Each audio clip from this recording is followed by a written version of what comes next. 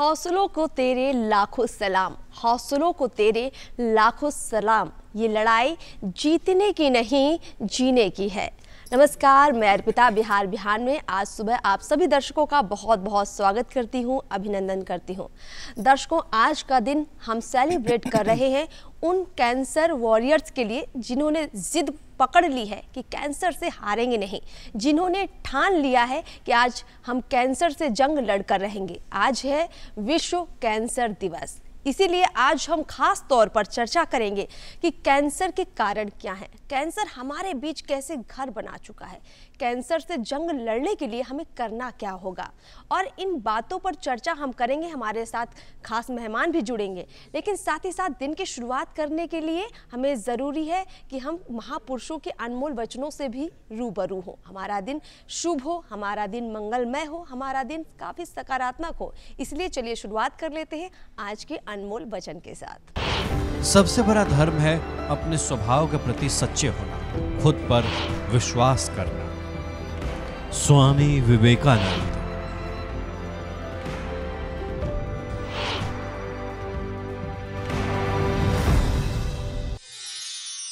सभी जानते हैं कि किसी भी बीमारी से बचाव का सबसे बेहतर उपाय है उसके बारे में जागरूक होना। इसीलिए आज हम विश्व कैंसर दिवस मना रहे हैं और साथ ही साथ आज हम जानेंगे कि हम कैसे कैंसर से बच सकते हैं, कैंसर किस तरह की बीमारी है।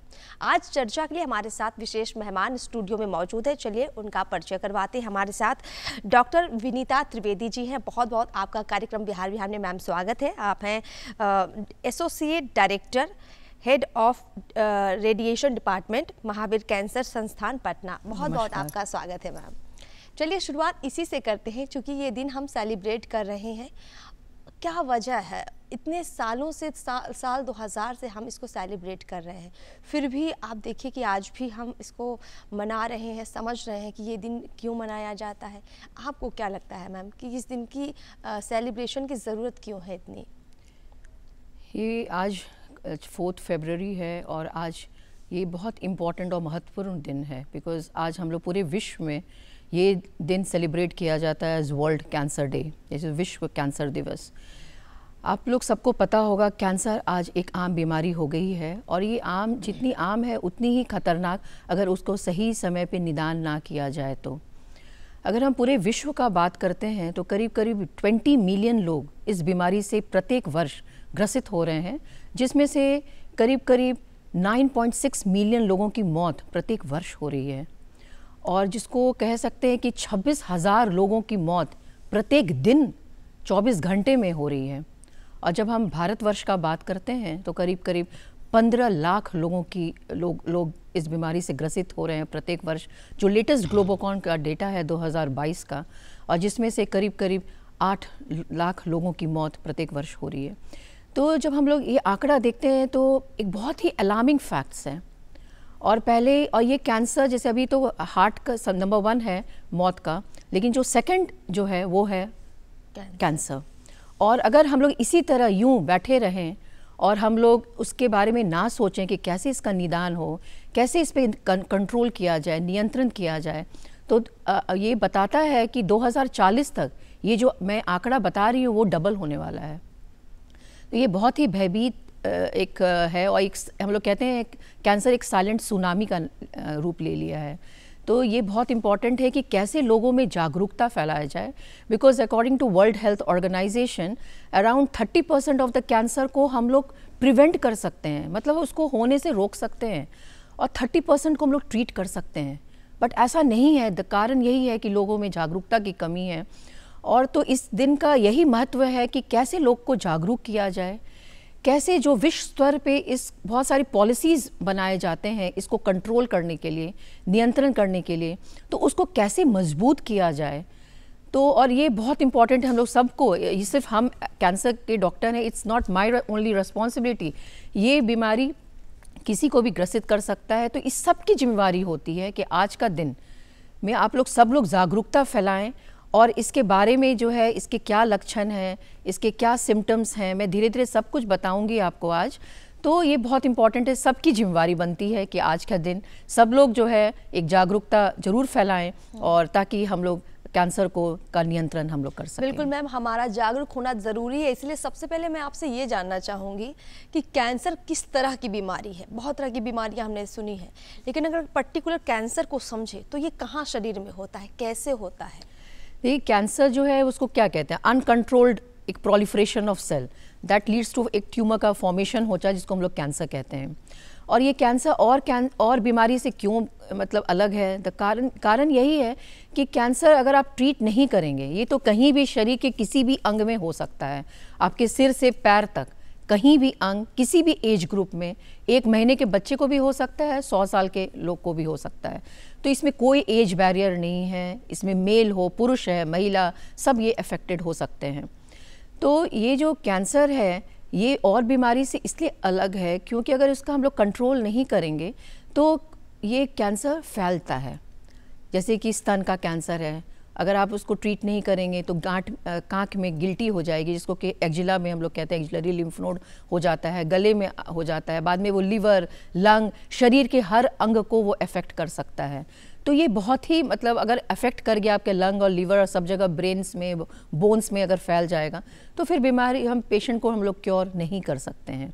तो इसी के लिए हम बहुत एम्फसाइज करते हैं कि कैसे इसको अर्ली स्टेज में हम लोग पकड़ लें, कैसे हम लोग स्टेज 1 और स्टेज 2 में पेशेंट आएँ, ताकि हम लोग पूरे गारंटी के साथ हम लोग उसको क्योर कर सकते हैं। ऐसा नहीं है कि cancer is a death centre, बहुत लोग के मन में है मतलब कैंसर हो गया उसकी मौत निश्चित है, बट ऐसा नहीं है। कैंसर को 100% तक हम लोग ठीक कर सकते हैं, प्रोवाइडेड उसका अर्ली डायग्नोसिस हो जाए और सही निदान हो जाए। अर्ली डायग्नोसिस मतलब अर्ली स्टेज 1 और स्टेज 2 में आ जाए। समय रहते अगर हमें इसकी जानकारी मिल जाए कि किसी व्यक्ति को कैंसर है तो उसका बेहतर इलाज संभव है और पूर्ण इलाज संभव है। सबसे खास बात ये कि ऐसा नहीं है कि आपका इलाज सालों साल चलता रहेगा, समय रहते इलाज मिल जाए तो बहुत सारी जानें बच सकती हैं। मैम, बहुत तरह के कैंसर हम सुनते हैं, किसी को ब्रेस्ट कैंसर हो गया है, किसी को बच्चेदानी का कैंसर है, किसी को मुँह का कैंसर है। तो जो इतनी वेराइटी ऑफ कैंसर है, कैसे समझेंगे किसको कौन सा कैंसर हुआ है? तो बेसिकली कैंसर जो है ना, जैसे कि हम पुरुषों का बात करते हैं तो उसमें ओरल कैविटी, मुंह का कैंसर सबसे ज़्यादा कॉमन हम लोग भारतवर्ष में देखते हैं। और आप लोग को पता होगा ये क्यों ज़्यादा होता है, ये है तंबाकू का सेवन। सब लोग को पता होना चाहिए कि तंबाकू किसी भी फॉर्म में नहीं लेना चाहिए, जिसमें धुआं निकल रहा है या नहीं निकल रहा है, तंबाकू किसी भी फॉर्म में ना लें, बिकॉज मुंह का कैंसर का 90% जो कारण है वो है तंबाकू का सेवन करना। और दूसरा फेफड़ा का कैंसर जो होता है वो भी तंबाकू, 90% कैंसर, लंग कैंसर, वो भी तंबाकू का सेवन करने से ही होता है। जो अगर हम महिलाएं का बात करें तो वो सबसे इम्पॉर्टेंट, जो सबसे प्रमुख जो कैंसर हम लोग देखते हैं फीमेल्स में वो है ब्रेस्ट कैंसर, जिसको हम लोग हिंदी में स्तन कैंसर कहते हैं। और जो सेकंड कॉमनेस्ट है वो है बच्चेदानी का मुंह का कैंसर, जिसको कि हम लोग कैंसर सर्विक्स हम लोग कहते हैं। लेकिन ये कैंसर कहीं भी हो सकता है, आपके आंत में हो सकता है, आपके आँख में हो सकता है। मतलब मैं जैसे पहले भी बता चुकी हूँ कि कैंसर हर एक ऑर्गन को अफेक्ट कर सकता है। और कभी कभी क्या होता है ना कि अंदर में रहता है, आपके आंत में है, आपको कोई सिम्टम नहीं होता है, शुरू में वो कोई सिम्टम प्रोड्यूस नहीं करता है, हल्का जैसे गैस का है, पाचन में प्रॉब्लम हो रहा है तो लोग बोलता है चलो गैस की बीमारी, चलो गैस का दवा ले लें। तो हो सकता है कि वो आपका अर्ली स्टेज ऑफ कैंसर हो, तो उसको बहुत लापरवाही से नहीं लेना चाहिए। और मैं तो कहूँगी कि कोई भी अगर सिम्टम आपको जो है, जो पहले नहीं था, और कुछ अगर आपको फील हो रहा है, महसूस हो रहा है, तो उसको लापरवाही से नहीं लेना है और ज़रूर डॉक्टर से जाके परामर्श करना है। सिम्टम्स पर ही बात कर लेते हैं। लक्षणों की पहचान बेहद ज़रूरी है। हमारे शरीर में बहुत सारे चेंजेस होते रहते हैं जो हमें बताते हैं कि हमारे शरीर में कोई बीमारी घर बना रही है, लेकिन वो कौन कौन से लक्षण है, कैसे पहचानेंगे कि ये कैंसर के ही लक्षण है?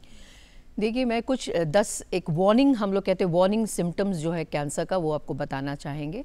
तो अगर आपके शरीर में कहीं भी एक गांठ हो, कितना छोटा क्यों ना हो, उसको लापरवाही से नहीं लेना है।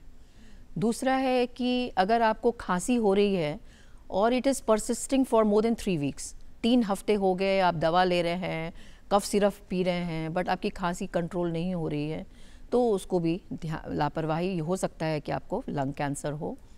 अगर आपके वज़न में अगर मतलब लॉस हो रहा है, वेट लॉस हो रहा है, और उसके लिए आप कोई वेट लॉस का कोई कार्यक्रम नहीं कर रही है, बहुत ऐसा डाइटिंग एंड ऑल, तो भी अगर आपका वेट लॉस हो रहा है तो उसको भी ध्यान में रखना है कि ये भी अच्छा लक्षण नहीं है। फीवर होना, जैसे मैं बोली खांसी, उसी तरह से बुखार, 3 हफ्ता हो गया लगातार बुखार है, लो ग्रेड फीवर हो रहा है, तो हो सकता है कि ब्लड कैंसर जैसी बीमारी भी हो सकती है। स्तन का, जैसे हम बोले स्तन में अगर गांठ हो रहा है या आपके मेंस्ट्रुएशन में इरेगुलरिटीज़ होना, तो हो सकता है जैसे कि मेनोपॉज हो गया, उसके बाद ब्लीडिंग होना, है ना, वेजाना के थ्रू। तो ये सब बहुत अलार्मिंग सिम्टम्स है। हो सकता है कि यूट्रस का कैंसर हो या बच्चेदानी का मुंह का कैंसर हो या पानी जैसा श्राव निकलना, तो ये सब बहुत इम्पॉर्टेंट लक्षण है। या आपको खून, पेशाब से खून आना या मल द्वारा खून आना या कभी खून का उल्टी होना, तो इसको भी मतलब लापरवाही से नहीं लेना चाहिए। बिल्कुल मैम, आपने लक्षणों की पहचान बताई है। ख़ास तौर पर अगर हम महिलाओं की बात करें, महिलाएं हेल्थ को लेकर थोड़ा कम अवेयर रहती है। हम चाहेंगे कि आप उन्हें थोड़ा और अच्छे से कैंसर को लेके अवेयर करें, क्योंकि कैंसर में हमने देखा है महिलाओं को ब्रेस्ट कैंसर हो या फिर बच्चेदानी का कैंसर हो जाता है और कई बार लास्ट स्टेज में मालूम पड़ता है। तो जैसे पहले भी बताया कि फीमेल्स में usually breast cancer is the number 1 cancer and the second commonest जो कैंसर है वो है सर्वाइकल कैंसर। तो यूजुअली आपने सही बोला कि अभी भी हम लोग के सोसाइटी में फीमेल हेल्थ को लेकर बहुत मतलब नेग्लेक्टेड है, क्योंकि सबसे पहले फीमेल्स क्या होता है, सब अपने परिवार को देखती हैं, पुरुष को का खाना पीना, अपने बाल बच्चे का ध्यान देती हैं और लास्ट में वो अपना खाना खाती हैं, ध्यान देती हैं। तो ये बहुत इम्पॉर्टेंट है और एक सोशल स्टिग्मा है कि जो है बहुत दिन तक वो छुपाए रखती हैं कि मैं अगर बताऊंगी कि मुझे स्तन में गांठ है या मुझे जो है वेजाना के थ्रू डिस्चार्ज हो रहा है या ब्लड गिर रहा है, तो पता नहीं लोग क्या सोचेंगे जी। तो इस तरह की धारणा जो है ना, उसको ख़त्म करने की ज़रूरत है और खुल के, है ना, महिला अपना प्रॉब्लम खुल के बोलने का है, परिवार में डिस्कस कीजिए, अपने फैमिली मेम्बर से डिस्कस कीजिए, ताकि अर्ली स्टेज में डायग्नोसिस हो। अगर आपके स्तन में अगर कोई भी छोटा सा भी गांठ क्यों ना हो, उसको लापरवाही से मत लीजिए, क्योंकि वो हो सकता है कि कैंसर हो, लेकिन हर एक गांठ कैंसरस नहीं होता। ये नहीं है कि एक गांठ हो गया तो कैंसर ही है, 8 में से 1 ही गांठ कैंसर होता है ना, तो घबराना नहीं है। और अगर आपको कुछ मेंसेस इरेगुलरिटीज़ हो रहे हैं, कोई भी तरह का जो है पेन है, या आप जो है उसको भी हमेशा डॉक्टर से जाके कंसल्ट कीजिए। और इम्पॉर्टेंट यही है कि अपने खान पान पे बहुत ध्यान देने की ज़रूरत है, क्योंकि हमेशा देखते हैं ना कि 1 बज जाता है, 2 बज जाता है, सवेरे से खाली पेट काम में लगी रहती हैं महिलाएं और अपने ऊपर ध्यान नहीं देती हैं। तो ये बहुत इम्पॉर्टेंट है कि एक जो प्रॉपर डाइट पे ज़रूर ध्यान दें और अपने जो है बॉडी वेट वगैरह पे तो ज़रूर कंट्रोल करने की ज़रूरत है। ऐसे भी मैं बताऊंगी कि मोटापा बहुत बड़ा कारण होता है ब्रेस्ट कैंसर और यूट्राइन कैंसर का, तो इसी के लिए इम्पॉर्टेंट है कि अपने बॉडी वेट को ज़रूर कंट्रोल रखें, रेगुलर नियमित एक्सरसाइज और योगा ज़रूर करें। जैसे हम लोग आज भी हम लोग सवेरे देख रहे हैं कि योगा कितना इम्पॉर्टेंट होता है हम लोग के बॉडी के लिए, और कैसे हरी सब्जियां, फल और ये सब चीज़ हम लोग अपने को लेना चाहिए। कम से कम जो है रेड मीट वगैरह कम से कम यूज़ करें और ग्रीन वेजिटेबल्स वगैरह, तो प्लेंटी ऑफ ग्रीन वेजिटेबल्स लोगों को लेने, पानी खूब पिएं, है ना। तो ये सब चीज़ अगर डाइट पे कंट्रोल करें और नियमित छोटा, जैसे कि मॉर्निंग का, ये नहीं कि मॉर्निंग का ब्रेकफास्ट नहीं किए, सीधा एक ही बार 2 बजे खाना खा रहे हैं, तो जरूर small frequent meal is very important. ये जो आप गाइडेंस दे रही डाइट को लेकर, ये मुझे लगता है मेल के लिए भी उतना ही इम्पोर्टेंट है। एकदम इम्पॉर्टेंट है मेल्स लोगों के लिए, कि नहीं कि बस सवेरे से 10 कप चाय पी लिए और खाना नहीं खा रहे हैं, तो धीरे धीरे जो है वो आपको हानि कर सकता है।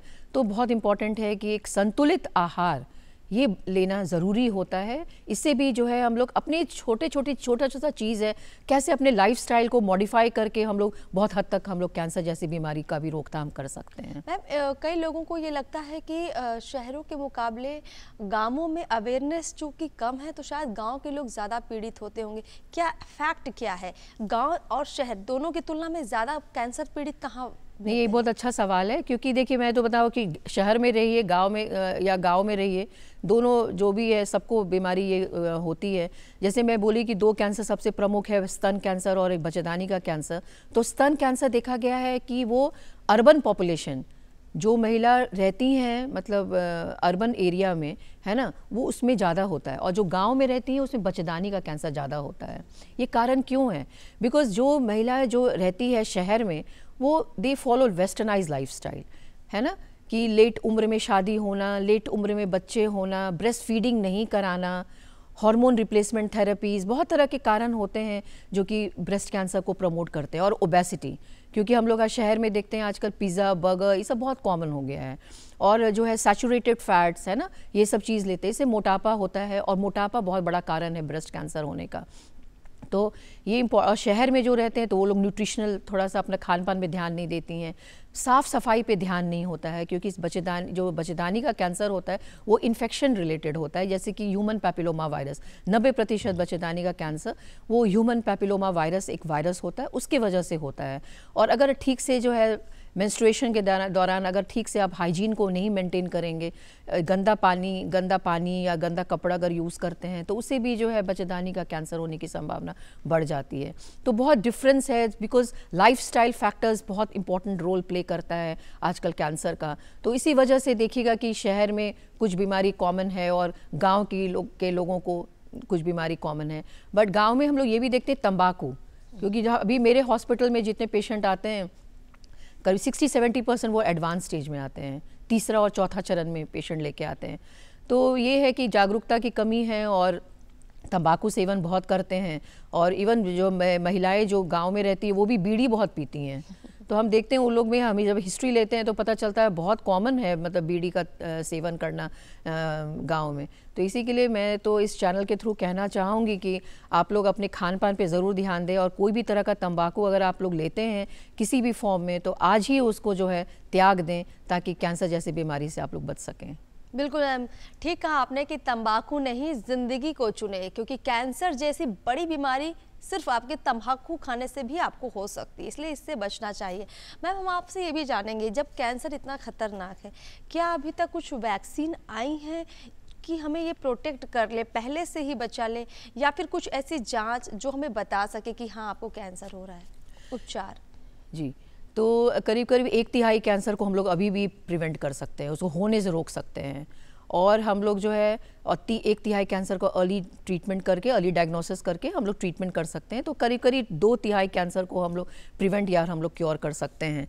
तो प्रिवेंशन का जब आप बात करते हैं, वैक्सीन, एक ही कैंसर है जिसके अगेंस्ट में we have vaccine in our hand, और वो है सर्वाइकल कैंसर, जिसमें कि हम लोग जैसे HPV वैक्सीन हम लोग के पास उपलब्ध है। ये FDA अप्रूव्ड है, और उसको जो है मतलब बहुत कंपनीज उसको दे रही थी, लाइक गार्डासिल और सर्वेरिक्स करके था। अब जो है एक इंडिया में पुणे बेस्ड सीरम इंस्टीट्यूट है, वो लोग अब इसको प्रोड्यूस करने लगा है, और वो काफ़ी किफ़ायती दर से हम लोग को यहाँ पे मिल रहा है, और उसका नाम है सर्वावैक। तो सर्वावैक जो वैक्सीन है, ये बच्चेदानी के कैंसर को प्रिवेंट करने के लिए है, और जो ऑप्टिमम इसका जो एज है, जो एप्ट एज है, वो है 9 से 13 साल।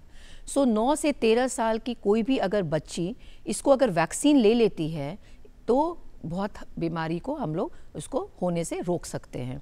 लेकिन ऐसा नहीं है कि 13 ही साल तक लेना है, कम से कम शादी होने के पहले भी अगर इसको ले लिया जाए तो हम लोग बच्चेदानी के कैंसर को प्रिवेंट कर सकते हैं।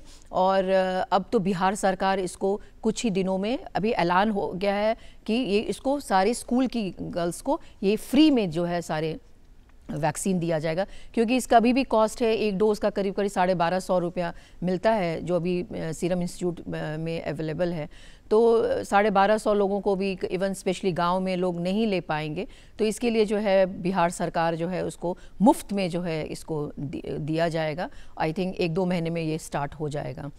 तो ये बहुत ही अहम कदम है बिहार सरकार के लिए, और मैं श्री मंगल पांडे जी और नीतीश कुमार जी का मैं बहुत ही मतलब धन्यवाद देना चाहूँगी कि इतना अच्छा कदम ने उन्होंने अच्छा मैम, हम आपसे ये जानना चाहेंगे, जैसा आपने कहा कि कैंसर का उपचार जो है, इसकी जागरूकता भी है, इसका उपचार भी है, लेकिन फिर भी जांच के लिए जब हम किसी अस्पताल पहुंचते हैं तो किस तरह की जांच हमें करवानी पड़ती है कैंसर के लिए? हाँ, जैसे कि ब्रेस्ट के लिए जो है ना, एक होता है मैमोग्राफी, एक सिंपल सा एक्सरे होता है ब्रेस्ट का। ये 40 साल के बाद हर महिला को प्रत्येक वर्ष एक बार ज़रूर करा लेना चाहिए, और ये सिंपल सा टेस्ट है, इसमें कोई पेन नहीं है, कुछ नहीं है, बस जाना है, करा के, एंड देन आपको जो है सेम टाइम में या नेक्स्ट डे आपको रिपोर्ट मिल जाएगा। तो इसमें आपको दिक्कत नहीं है। दूसरा है कि बच्चेदानी के कैंसर को प्रिवेंट करने एक पैप टेस्ट होता है, सिंपल सा पैप टेस्ट, जो कि 25 साल की महिलाओं को ये पैप टेस्ट ज़रूर करवाना चाहिए। ये भी सिंपल ओपीडी प्रोसीड्यूर है और ये भी पेनफुल नहीं होता है, इसके लिए आपको भर्ती होने की ज़रूरत नहीं है। तो पैप टेस्ट वगैरह सिंपल टेस्ट करा के भी आपका अर्ली डायग्नोसिस हो सकता है। तो और जैसे कि मुंह का कैंसर जैसे पुरुषों में बहुत कॉमन है, तो एक सिंपल है कि एक मिरर के सामने प्रॉपर लाइट अपने मुंह को ज़रूर एक बार देखें, है ना, कि कहीं भी कोई छाला है कि नहीं, कहीं भी कोई अल्सर है कि नहीं, है ना। तो या आपका दांत अगर बहुत शार्प है और बार बार आपका कट जा रहा है, तो बार बार कटने से ट्रॉमा से भी कैंसर होने की संभावना होती है।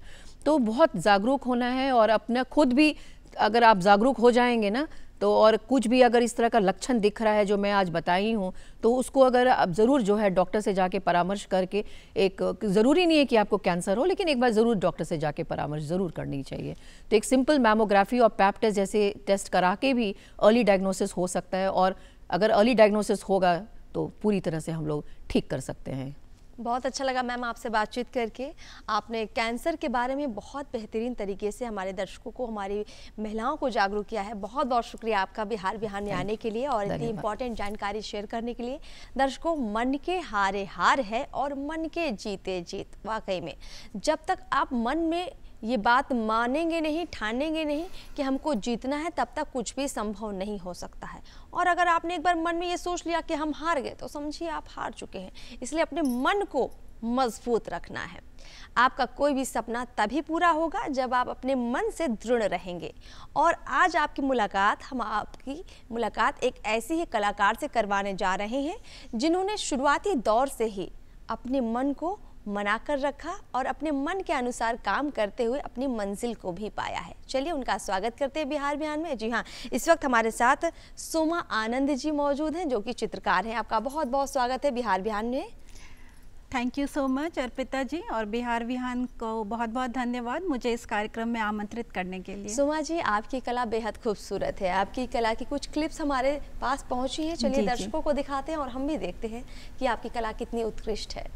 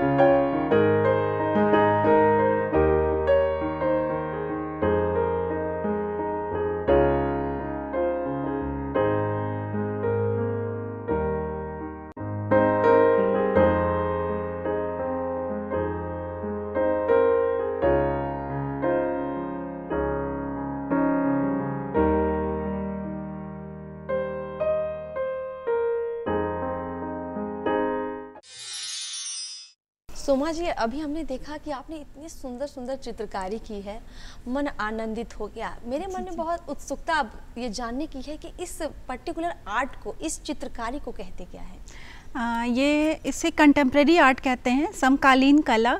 और ये आपकी लोक कला से थोड़ी अलग कला है। जैसे लोक कला में हम अपने मूल्यों को, अपनी धरोहरों के ऊपर काम करते हैं, जो उसकी एक शैली बनी हुई है उसको लेकर के काम करते हैं।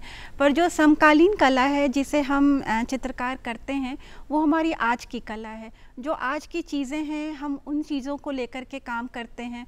और इसमें कहीं ना कहीं हम थोड़ा स्वतंत्र हैं। हम अलग अलग माध्यम यूज़ करते हैं, हम अलग अलग रंगों को यूज़ कर सकते हैं। और बहुत बार ऐसा भी होता है कि हम थोड़ा हट के चीज़ों को अलग से, जो एक नॉर्मल कैनवस है उससे अलग हट के भी काम करते हैं।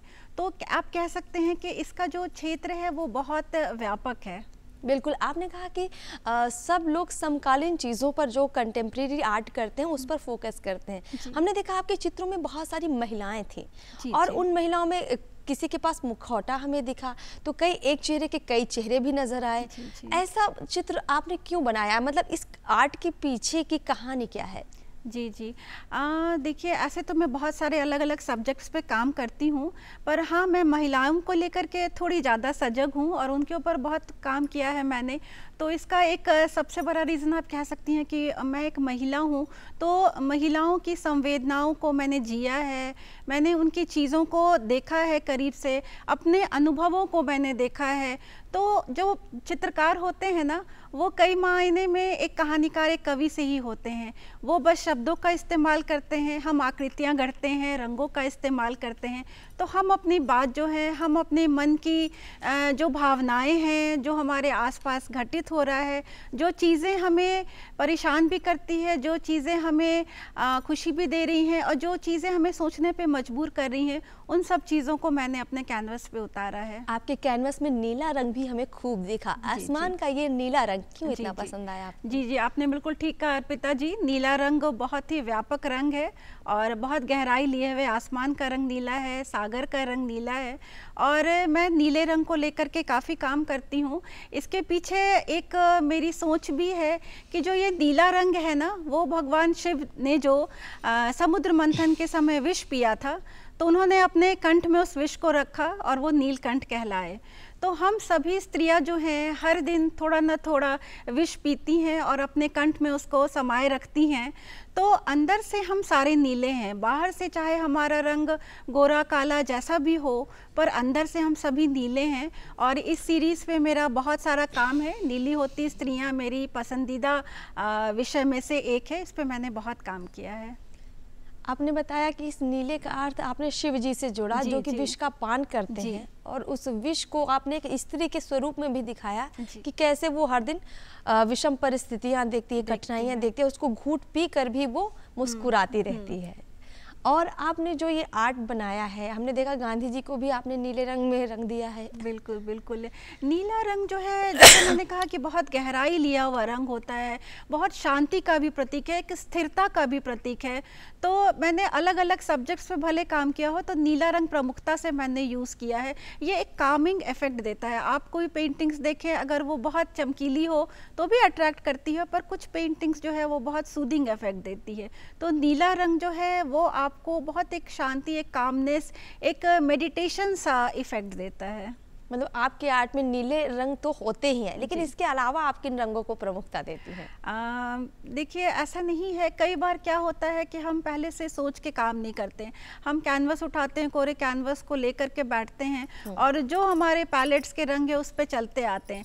कई बार कहते हैं कि हमारे मूड्स जो हैं, हमारी चीज़ें हैं, हम कैसे मतलब अपनी चीज़ों को लेके बैठे हैं, हमारा मन उस समय किस तरह से काम कर रहा है। तो जब हम खुश होके बैठते हैं, खुशगवार, कुछ एक्साइटेड रहते हैं, तो खुद ब खुद चमकीले रंग हमारे कैनवस पे आने लगते हैं। कभी कभी हम बहुत सोच समझ के बैठते हैं, बहुत शांत रहते हैं, चीज़ों के बारे में गहराई से सोचते हैं, तो थोड़े पेस्टल शेड्स हमारे कैनवस पे आने लगते हैं। तो ये बस एक अपने आप चलने वाला ही एक प्रक्रिया कह सकते हैं।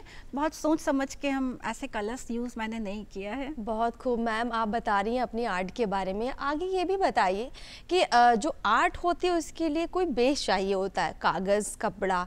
आप किस तरह का फैब्रिक यूज़ करती हैं, मतलब मटेरियल क्या क्या है आपके आर्ट का? हाँ, मोस्टली मैंने कैनवस पे ही काम किया है, मैं कैनवस पे ही काम करती आई हूँ और मुझे वो सबसे अच्छा मीडियम लगता है। पर मैं आपको बताना चाहूँगी कि एक बार जब कोरोना पीरियड आया था और जैसे सभी लोगों को अलग अलग चीज़ों की दिक्कत हुई, तो हम आर्टिस्टों को भी थोड़ा अपना कलर्स कैनवस को लेके इशू हुआ था। तो मैंने उस दौरान जो है स्क्रैप प्लाई पे बहुत काम किया था। वो प्लाई के टुकड़े, लकड़ी के टुकड़े जो हमारे आसपास यूं ही काम आने के बाद जो रखे रह जाते हैं, उनको लेकर के मैंने काम किया था और उसके साइड्स को बर्न करके मैंने एक बर्न पेंटिंग की सीरीज़ भी तैयार की हुई है। क्या बात है मैम। अच्छा मैम, आप जब इस तरह से काम कर रही होती हैं तो जो रंग होते हैं उनका भी ख्याल रखती होंगी? जी जी। तो पर्टिकुलर किस तरह के, pastel colour, oil colour, water colour, कौन से कलर आपके इस्तेमाल होते हैं? जी, मूलतः मैं मिक्स्ड मीडिया में काम करती हूँ, जिसमें थोड़ा एक्रेलिक भी होता है, एक्रेलिक कलर्स आते हैं, वो एक्रेलिक कलर्स भी होते हैं, कभी ऑयल्स भी होते हैं, और चारकोल जो है वो मैं ज़रूर से यूज़ करती हूँ। चारकोल के कुछ एलिमेंट्स हैं जो मेरा सिग्नेचर स्टाइल है, वो मेरे हर पेंटिंग्स में कैनवस पे ज़रूर से आते हैं, तो चारकोल के एलिमेंट्स भी मैं यूज़ करती हूँ। और हम जब पेपर पे काम करते हैं तो वाटर कलर भी यूज़ करते हैं, पेस्टल कलर्स आता है, सॉफ्ट पेस्टल्स, उसके साथ भी काम करते हैं, फिर ग्रेफाइट पेंसिल्स है उसको भी यूज़ करते हैं।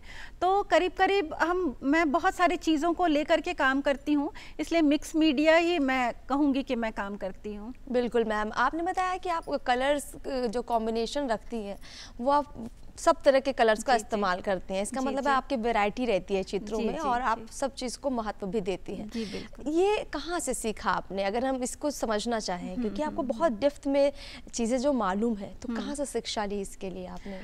अर्पिता जी, मैं कहूँगी कि आर्ट की मैंने कोई फॉर्मल ट्रेनिंग नहीं ली है, मैं आर्ट कॉलेज नहीं गई हूँ, मैं एक सेल्फ टॉट आर्टिस्ट हूँ। मैं करते करते, मैंने काम को करते करते सीखा है। और मैं बहुत अर्ली स्टेज, मतलब बहुत बचपन से, जैसे बच्चों को पेंटिंग्स में इंटरेस्ट होता है, मुझे भी था, मैं करती आई थी। पर मैंने पढ़ाई के दौरान भी, मेरी पढ़ाई यहाँ पटना विमेंस कॉलेज से हुई है, तो मैंने पढ़ाई के दौरान भी अपने पेंटिंग्स को कभी छोड़ा नहीं, मैं काम करती रही हमेशा से। तो वो पेंटिंग्स दर पेंटिंग्स जो है ना, हम लोग इम्प्रूव होते हैं। हर वो कैनवस के बाद हम अपने आप को एक नए चीज़ों में जोड़ के देखते हैं।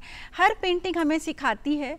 और जो मैं कहूँगी कि कला का जो यहाँ एक वातावरण है हमारे बिहार में और पटना में, अलग अलग गैलरीज में एग्जिबिशंस होती है, बहुत सारे आर्टिस्टों से मिलना जुलना होता है, तो वो भी एक सीखने की ही प्रक्रिया है। हम लोगों से मिलते हैं, बातें करते हैं, तो वो भी एक सीखने का प्रोसेस है हमारा। शुरुआत कैसे हुई, क्योंकि कहते हैं ना कि शुरुआत सबसे महत्वपूर्ण होती है, तो वो कौन सी चीज़ें थी जिन्होंने आपको पहली बार के मन में ये बात डाली कि चलो सोमा उठो और कुछ चित्रकारी करो और कुछ नाम बना लो? जी, शुरुआत जैसे मैंने आपको बताया कि मैं बचपन से पेंटिंग्स करती रही, छोड़ा नहीं, साथ साथ मेरी कॉलेज की पढ़ाई के साथ भी मेरी पेंटिंग्स चलती रही। स्कूल के वक्त से ही, जैसे हम लोगों को जो स्कूल में एक सब्जेक्ट के रूप में एक चित्रकला होती है, तो उस दौर से ही आप करते करते आगे बढ़ती गई? बिल्कुल, और स्कूल के समय मैं पेंटिंग्स करती थी और स्कूल लेवल पे जो कॉम्पिटिशन्स होते हैं उस पर भी मैंने पार्टिसिपेट किया। फिर मैं बाद में जैसे मैं थोड़ा अच्छा पेंटिंग्स करती थी, तो घर के लोग, फ्रेंड्स, फैमिलीज कुछ ना कुछ बनाने के लिए मैं बहुत ग्रीटिंग्स कार्ड्स बना करके हैंडमेड दिया करती थी, आपस में भी मैं देती थी। और आप कह सकते हैं कि मुझे कमर्शियली भी काम बहुत अर्ली स्टेज में करने को मिला, तो मैं वो किया करती थी। फिर कपड़ों पे मैं फैब्रिक पेंटिंग्स भी बहुत किया करती थी। फिर कैनवस पे भी काम, स्टार्टिंग जब मैंने काम स्टार्ट किया तो इतना कमर्शियली जब मैं गैलरीज में नहीं आई थी, तो उस टाइम पे मैं ऑर्डर्स का बहुत सारा काम करती थी, बच्चों को सिखाती भी थी, क्लासेस भी लिया मैंने कई साल है। तो वो जो आपको क्लासेस होती है, ट्रेनिंग्स होती है, वर्कशॉप्स होती है, वो सारा कुछ करते करते धीरे धीरे कब मैं प्रोफेशनली इस फील्ड में आ गई, गैलरीज में मेरी पेंटिंग्स एग्जिबिट होने लगी। सिर्फ बिहार में ही नहीं, बाहर भी, अदर स्टेट, इवन कि इंडिया के बाहर भी मेरी पेंटिंग्स गई हुई हैं, तो मैं ये करने लग गई हूँ। इतने सारे कॉन्सेप्ट आते कहाँ से आपके जहन में, क्योंकि हर आर्ट में आपने कोई ना कोई कहानी बताई है और उसको उभारने का प्रयास किया है, कहाँ से वो थॉट आपको आता है, कल्पना कहाँ से आती है? आप कह सकते हैं कि कल्पना, देखिए एक कलाकार जो है उसकी सबसे बड़ी खासियत यही है कि वो बहुत कल्पनाशील होता है, बहुत सारे थॉट्स उसके अंदर चलते रहते हैं। सिर्फ मेरे अंदर भी बहुत सारी बातें चलती रहती हैं, बहुत चीज़ों को जब हम ऑब्जर्व करते हैं, अपने रोज़मर्रा के जीवन को, अपने आसपास के लोगों को, जो घटित हो रहा है उन सब चीज़ों को। साथ ही साथ मुझे पढ़ने का बहुत शौक़ है। बहुत कम उम्र से ये हमारे घर में नंदन, धर्मयुग ये सब आया करता था, और कॉमिक्स के साथ साथ हम थोड़े बड़े लोगों वाली, धर्मयुग कह सकते हैं, बड़े लोगों वाली किताबें, कहानियाँ, मैगज़ीन थी वो पढ़ती थी। फिर बाद में भी ये पढ़ने का मेरा चलता रहा। अभी भी मैं बहुत नॉवेल्स पढ़ती हूँ, अच्छे अच्छे राइटर्स को मैंने पढ़ा है, तो उनके वे ऑफ थिंकिंग का पता चलता है। जब एक राइटर को पढ़ते हैं आप, तो उनके वे ऑफ थिंकिंग, वो किस तरह से चीज़ों को लेके चलते हैं, तो वो चीज़ें बहुत प्रभावित करती है हमें। तो एजुकेशन भी बहुत इम्पॉर्टेंट है, आपका पढ़ना भी बहुत ज़रूरी है। आप किसी भी क्षेत्र में काम कर रहे हैं, पर आपका विज़न जो है वो वाइड होता है पढ़ने से ही। बिल्कुल, वो डेप्थ जो है तभी आती है जब आप किसी चीज़ की गहराई में उतरते हैं और उसको समझते हैं, और वो पढ़ाई से ही संभव है। और इसीलिए हम एक बार फिर से आपकी पढ़ाई पर आएंगे, जो आपने प्रोफेशनल अब इसको शुरू कर दिया है इसको, तो इसके लिए आपने कहा कि आपने पर्टिकुलर ये पढ़ाई नहीं की है, तो कैसे फिर ये संभव हुआ? देखिए, पढ़ाई ऐसा मैं नहीं कहूँगी कि ये इम्पॉर्टेंट नहीं है। आर्ट के क्षेत्र में डिग्री लेना या आर्ट की पढ़ाई करना बहुत इम्पॉर्टेंट है, और करना भी चाहिए। अगर मौका मिले तो ज़रूर करना चाहिए। मैंने नहीं किया, मैं अलग क्षेत्र में थी। मैंने ग्रेजुएशन किया, साइकोलॉजी ऑनर्स किया है, पर चूँकि करना, मुझे पेंटिंग्स करना, उसकी चीज़ों के बारे में सीखना, तो वो जो प्रोसेस है ना, वो एवरीडे सीखने का प्रोसेस, जानने का प्रोसेस, और आपको अपनी चीज़ों को निखारना है। भले आप किसी भी मुकाम पे हो, भले आपने कितना भी एग्जीबिशन किया है, पर आप अगले एग्जीबिशन में फिर एक न्यू कमर की तरह ही जाते हैं। तो अपनी चीज़ों को आपको इन्हांस करना है, उसको सीखना है, बनाना है, उस पर मेहनत करनी है। और मेहनत जो है, जो अपनी लगन जो है, और अपनी चीज़ों को लेकर के एक मतलब एक जुनून होना बहुत ज़रूरी है। बस ये चीज़ें मेरे साथ चली और मुझे इस मुकाम तक लेके आई हैं, और ईश्वर का आशीर्वाद रहे। आगे भी मुझे अभी बहुत कुछ करना है, बहुत सारे सपने हैं मेरे। इसीलिए आपसे हम जानना चाहेंगे, क्योंकि कई सपने होते हैं और आपके भी बहुत सारे सपने होंगे, लेकिन एक जो सबसे बड़ा सपना होता है कि हमारा ब्रेड एंड बटर, यानी हमारी आर्थिक ज़रूरतें हमारे प्रोफेशन से पूरी हों। क्या ये चित्रकारी से संभव हुआ है आपके लिए? बिल्कुल बिल्कुल। और मैं कहूँगी कि ऐसा नहीं है कि जब लोग कहते हैं कि आप एक चित्रकार हैं तो आप अर्निंग के लिए क्या करते हैं, तो ऐसी कोई बात नहीं है। आप अच्छी खासी अर्निंग कर सकते हैं। पर यहाँ मैं एक चीज़ कहना चाहूँगी कि जब आप काम करते हैं ना, तो आप अर्निंग के बारे में ना सोचें। अगर आप ये सोच के पेंटिंग्स करेंगे तो मुझे बेचनी है, तो आपके जो थॉट्स हैं वो बहुत डिफरेंट हो जाएंगे, आपका काम बहुत डिफरेंट हो जाएगा। आप अच्छा काम करेंगे, अर्निंग्स अपने आप होगी, आपकी पहचान मिलेगी आपके काम से। तो गैलरीज़ हैं बहुत सारी, ऑनलाइन गैलरीज़ हैं जो हमारे वर्क्स खरीदते हैं, माउथ टू माउथ पब्लिसिटी है, सोशल मीडिया के थ्रू अपने पेंटिंग्स डालते हैं, वहाँ से बिकती हैं। तो और बहुत सारे ऑप्शंस भी हैं। जो बच्चे न्यू कमर्स हैं, जो आर्ट के क्षेत्र में जाना चाहते हैं, डिज़ाइनिंग है, फिर अलग अलग चीज़ें हैं, टीचिंग लाइन है, तो बहुत सारी चीज़ें हैं। इतना कुछ आपने क्या, कई अवार्ड शो भी आपने जीते हैं? जी जी जी, मुझे मतलब कुछ अवार्ड्स मिले हैं, और मेरे कामों की सराहना हमेशा से हुई है। महिला शक्ति सम्मान मिला है मुझे, क्षितिज अलंकार अवार्ड्स मिला है, सिद्धेश्वरी देवी चित्रकला, बहुत सारे, रेडियो मिर्ची रेडियो की तरफ से भी मुझे अवार्ड मिला हुआ है। तो बहुत सारे अवार्ड्स और रिकॉग्निशन साथ साथ चले हैं मेरे। चलिए, बहुत बहुत शुक्रिया सोमा जी आपका कार्यक्रम बिहार बिहान में आने के लिए। आपने हमारे दर्शकों को अपनी कला के प्रति न सिर्फ उनका रुझान बढ़ाया है, बल्कि उनको समझाया भी है कि कोई कैसे चित्रकार बनकर अपनी आर्थिक ज़रूरतें भी पूरी कर सकता है और आगे के लिए भी बहुत सारे रास्ते खोल सकता है। बहुत बहुत शुक्रिया आपका कार्यक्रम में आने के लिए। Thank you.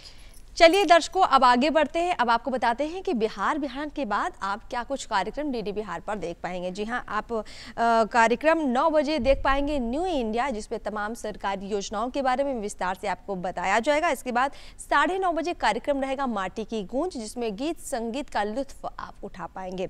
इसके बाद कार्यक्रम 12 बजे रहेगा खुला आकाश, जिसमें खास तौर पर महिलाओं के बारे में और उनके जो सपने हैं उनके बारे में बातचीत होती है। इसके बाद 1:30 बजे कार्यक्रम रहेगा उपभोक्ता संरक्षण का। तो दर्शकों, ये लिस्ट रही जो बिहार बिहान के बाद कार्यक्रम खास तौर पर आप देख पाएंगे। चलिए अब जल्दी से हमारा पता भी नोट कर लीजिए। हमारा पता है निदेशक डीडी बिहार, दूरदर्शन केंद्र पटना, फ्रेजर रोड, पिन्हे 8000001। आप हमें मेल भी कर सकते हैं director@gmail.com। और इसी उम्मीद के साथ कि आप अपने दिन को बहुत बहुत बेहतर बनाएंगे। नमस्कार।